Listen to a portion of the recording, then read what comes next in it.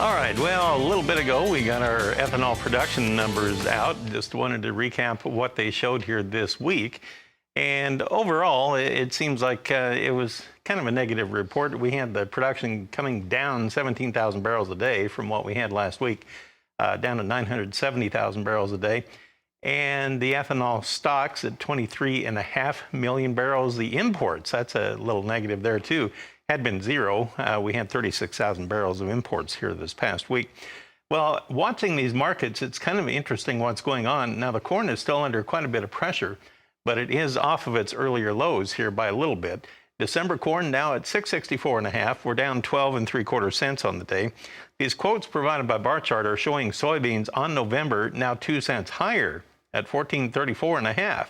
You may be out there saying, what? Wait a minute, I thought they were just lower. Well, they were. They have turned around now, and they have come off of their earlier low by, my math is telling me, about 19 cents from earlier this morning. So a bit of a comeback here in the soybeans. Higher across the board. Wheat now showing December Chicago 2.25 higher at 822.5. That's off of its low by about 16 cents now. Signs of life here.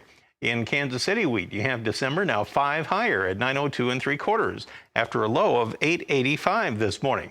Well, something's going on. That's a rally of about 17 cents there. Spring wheat in Minneapolis, December now 3.25 lower at 917.25, but the same story, well off of its earlier lows. And now you have cotton up 64 points at 112.96. I want to bring in Todd Bubba Horowitz of BubbaTrading.com. Talk to me about what's going on here in the market. Have you heard anything here the last few minutes to cause the wheat and the soybeans to really lift off of their earlier lows today? No, they're just coming back with new owners. You know, you got people that panicked, you got a little bit of a push, and you got a slow market, you got quiet conditions. People panicked out, and then, of course, the buyers are right there to pick them up once again and drag them higher.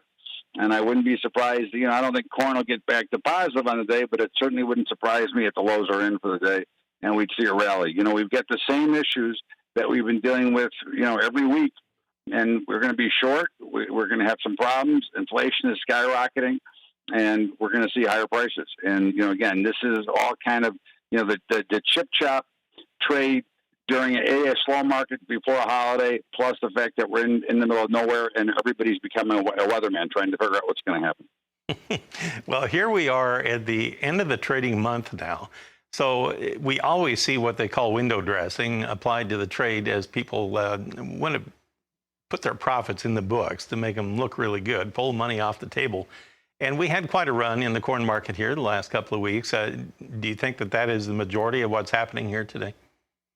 No, I just think that, you know, again, you got coming up to a quiet trade. It's just, you know, they can go anywhere. It takes one order of size to push a market somewhere.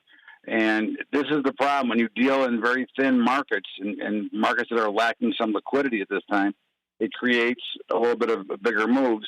And listen, corn's had a heck of a move up, and so a little bit of a pullback is not a surprise either.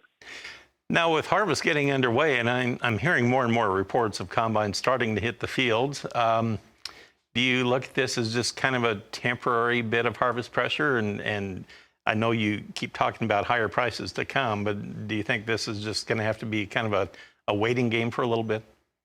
I think it'll wait, but I think here's the problem, Marlon. We have a tendency to ignore the facts that are in front of our face, which is there's going to be a shortage. There's going to be a higher demand. So that all that has to mean is that prices have to go higher. And I think that when we finally get into harvest and we get into the meat of it, we're going to say, oh, wait a second, we don't have enough.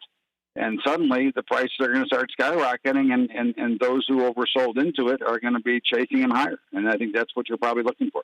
We're going to get some answers in the next couple of weeks. Well, thanks, Todd, for talking with us. Todd Bubba Horowitz of BubbaTrading.com. We'll have a look at livestock right after this. Come on back.